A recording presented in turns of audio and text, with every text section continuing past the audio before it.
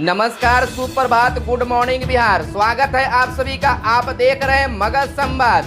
मैं आपके साथ हूँ सुनील बॉबी। हम आपको बिहार के हर खबरों से आज कराएंगे रूबरू, चाहे वह बात सरकार की हो या जनता की सरोकार की। हर खबरों से आपको कराएंगे रूबरू।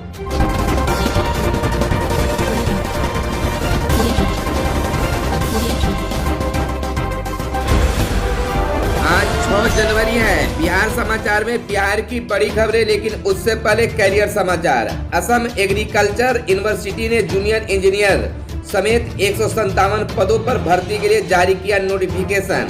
15 फरवरी आवेदन की लास्ट डेट।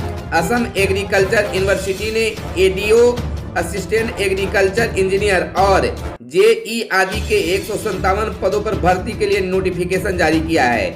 इच्छुक और योग्य कैंडिडेट्स 15 फरवरी तक यूनिवर्सिटी की ऑफिशियल वेबसाइट के जरिए आवेदन कर सकते हैं। इन पदों की विवरण की बात कर ले तो एग्रीकल्चर डेवलपमेंट ऑफिसर का 109, एग्रीकल्चर इंजीनियर के 9, जूनियर इंजीनियर के 39 पद बताए गए हैं। इधर योग्यता की बात कर ले तो एडीओ, इन पदों के लिए कैंडिडेट ने किसी मान्यता प्राप्त यूनिवर्सिटी से एग्रीकल्चर या हॉर्टिकल्चर में बैचलर डिग्री का होल्डर होना चाहिए।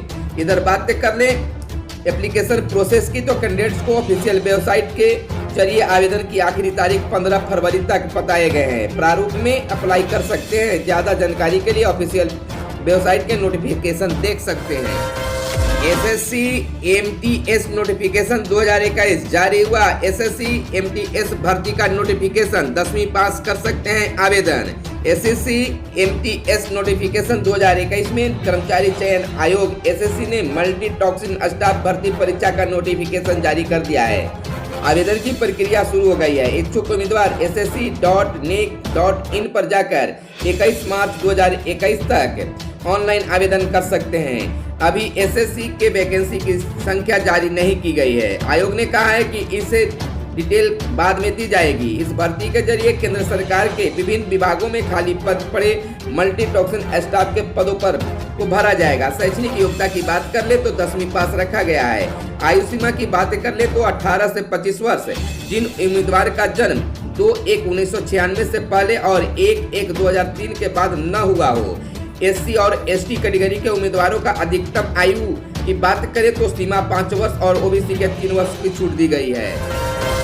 नीतीश मंत्रिमंडल के विस्तार को लेकर जदयू के बाद डिप्टी सीएम बोले, अब हमारी ओर से देर नहीं। आखिर संकट कहाँ है? मंगलवार को ही कह चुके तारकिशोर की अब हमारी तरफ से देर नहीं है। इसके बावजूद मंत्रिमंडल विस्तार की तारीख नहीं आई। वजह तो है 1 फरवरी की शाम दिल्ली में बीजेपी नेताओं की अहम बैठक थी। बैठक से लौटे डिप्टी सीएम तारकिशोर प्रसाद ने मंगलवार सुबह पहली बार साफ साफ कहा, अब हमारी तरफ से देरी नहीं है। फिर भी गुरुवार तक मंत्रिमंडल विस्तार पर कुछ साफ नहीं हुआ तो एक बार फिर राजनीतिक गलियारे की हर चर्चा, हर तथ्य पर काम किया गया तथा सामने आ रहा है कि बाहर राजी नजर आए सत्ताधारी दोनों बड़े दलों के बीच अभी कई राज छिपे हैं। 7 से 9 फरवरी के बीच विस्तार की संभावना भी जताई जा रही है, लेकिन भाजपा के राष्ट्रीय कार्यालय और बिहार सीएम आवास के बीच चुप्पी है। वजह केंद्र और राज्य मंत्रिमंडल के बीच ठीक से फंसा मामला। अरुणाचल कांड के बाद मानी भाजपा फिर अपने रंग में। भाजपा राज्य की दूसरी सबसे बड़ी और सत्ता के सबसे बड़ी पार्टी बनने के बाद पिछले कार्यकाल की तुलना में अपनी हिस्सेदारी और अपना प्रभाव दोनों बढ़ाना चाहती है। सीटों के गणित का ब्यौरा रख भाजपा ने जदयू के सामने अपने लिए 20 से 22 मंत्री पद की दावेदारी पेश की है। असल में कैबिनेट में मंत्रियों की संख्या का अनुपात 7 विधायक पर 2 मंत्री की है। इस तरह से विधायकों की संख्या के लिहाज से भाजपा के 20 से 22 और जदयू के 12 से 14 मंत्री बन सकते हैं। आज की सबसे बड़ी खबर, नीतीश सरकार का बड़ा ऐलान। 8 फरवरी से खुलेंगे 6ठी से 8वीं तक के स्कूल। बिहार सरकार ने 6ठी से 8वीं कक्षा के छात्रों के लिए स्कूल खोलने की हरी झंडी दे दी है। स्कूलों में 8 फरवरी 2021 से कक्षा 6 और इसके आगे की पढ़ाई आरंभ की जाएगी। इसके लिए नीतीश सरकार ने गाइडलाइन जारी कर दी है। इस बाबत बिहार शिक्षा विभाग के प्रधान सचिव संजय कुमार ने कहा है कि कक्षा 6 से 8 तक के बच्चों की शर्तों के साथ पढ़ाई होगी। पहले दिन सिर्फ 50% बच्चों को ही स्कूल आने की अनुमति होगी, जबकि सभी शिक्षकों को स्कूल आना अनिवार्य होगा। इस दौरान जीविका की ओर से सभी बच्चों को 2-2 मास्क दिए जाएंगे। शिक्षा विभाग के प्रधान सचिव संजय कुमार के मुताबिक इस दौरान स्कूल में डिजिटल थर्मामीटर, सैनिटाइजर और साबुन की व्यवस्था रहेगी, जबकि साफ सफाई और सैनिटाइजेशन के लिए टास्क टीम का गठन होगा। यही नहीं, स्कूल के बच्चे 6 फीट की दूरी पर बैठेंगे। वहीं पीने के पानी का बेहतर प्रबंध करने का भी निर्देश जारी किया गया है। IBPS ने जारी किया 2021-22 का परीक्षा का कैलेंडर। बैंकिंग प्रतियोगिता परीक्षा की तैयारी करने वाले छात्रों के लिए अच्छी खबर है। Institute of banking personal selection IBPS ने वर्ष 2021-22 में होने वाली भर्ती परीक्षा का कैलेंडर जारी कर दिया है। IBPS अपने निर्धारित समय पर परीक्षाएं लेगी। IBPS की आधिकारिक वेबसाइट पर परीक्षा कैलेंडर जारी कर दिया गया है। IBPS के कल प्रारंभिक परीक्षा 28-29 अगस्त और 4 व 5 सितंबर 2021 को होगी। इसकी मुख्य परीक्षा 31 अक्टूबर 2021 को होगी। PO की प्रारंभिक परीक्षा 9, 10, 16, 17 अक्टूबर को और मुख्य परीक्षा 27 नवंबर को होगी। IBPS SO प्रारंभिक परीक्षा 18 व 26 दिसंबर व मुख्य 30 जनवरी 2022 को होगी। RRB ऑफिस असिस्टेंट और ऑफिसर स्केल की भर्ती प्रारंभिक परीक्षा 1, 7, 8, 14 और 21 अगस्त को होगी। इसकी मुख्य परीक्षा 25 सितंबर को होगी। ऑफिसर स्केल और इसके लिए सिंगल एग्जाम 25 सितंबर 2021 को होगा। शिक्षा विभाग से मिले करोड़ों के खर्च का हिसाब नहीं दे रहे हैं जिले। इधर बता दें कि राज्य के सभी 38 जिलों शिक्षा विभाग द्वारा विभिन्न योजनाओं को दी गई करोड़ों की राशि का हिसाब नहीं दे रहे हैं। पिछले कई वर्षों का हिसाब बकाया है। राशि सरकार द्वारा संचालित विभिन्न योजनाओं में पिछले कई वर्षों में दी गई है। शिक्षा विभाग ने इसे गंभीरता से लिया है। सभी जिला शिक्षा पदाधिकारियों को निर्देश दिया गया है कि 3 से 4 दिनों के भीतर अपने अपने जिले में हिसाब किताब देने के लिए कोषांग का गठन कर सूचना दें। जिलों को 10 फरवरी तक सभी लंबित विपत्रों का पहचान करनी होगी। 15 फरवरी तक सभी अग्रिम निकासी और अंतिम विपत्र महालेखाकार कार्यालय में जमा कराने होंगे। इंजीनियरिंग में फिर से एडमिशन का मौका। बिहार संयुक्त प्रवेश प्रतियोगिता परीक्षा परिषद BCECB में गुरुवार को इंजीनियरिंग कॉलेजों में खाली सीटों पर एडमिशन के लिए मॉप अप राउंड की तिथि जारी कर दी है। मॉप अप राउंड में शामिल होने के लिए रजिस्ट्रेशन 6 फरवरी से शुरू होगा।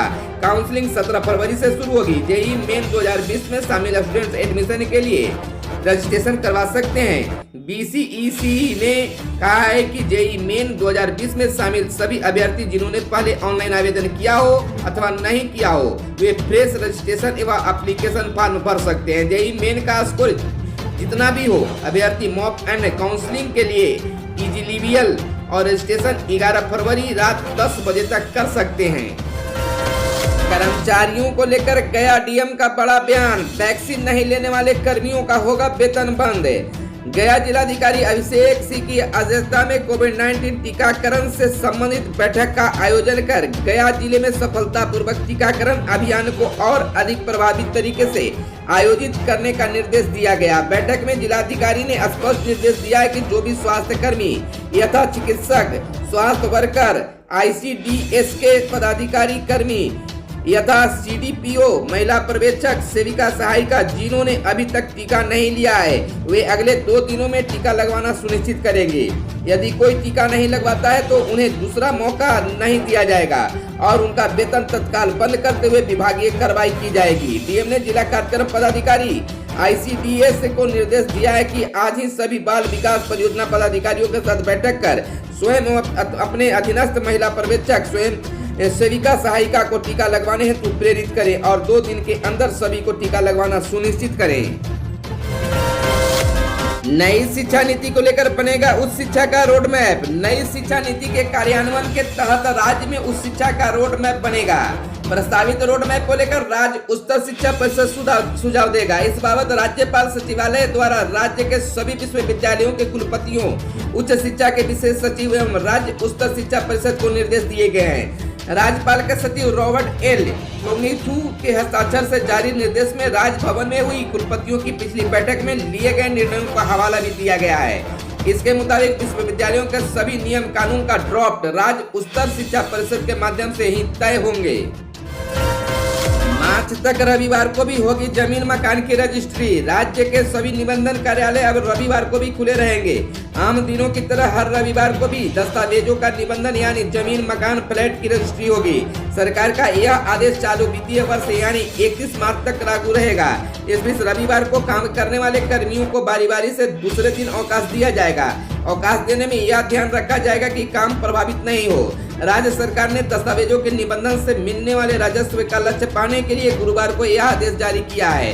सहायक प्रबंधन महानिरीक्षक अवधेश कुमार झा ने इसकी जानकारी सभी निबंधन कार्यालयों को दे दी है। पत्र में बताया गया है कि आज से 31 मार्च तक हर रविवार को सभी जिलों के निबंधन कार्यालय खुले रहेंगे। कोरोना के कारण लगभग 4 महीने तक राज्य में निबंधन का काम बंद रहने से इस मद में मिलने वाले राजस्व में कमी आई है। खबरों में आज बस इतना ही। वीडियो पसंद आए तो एक लाइक जरूर करेंगे। चैनल को सब्सक्राइब नहीं किए तो चैनल को कर ले सब्सक्राइब। धन्यवाद। जय हिंद, जय भारत, वंदे मातरम।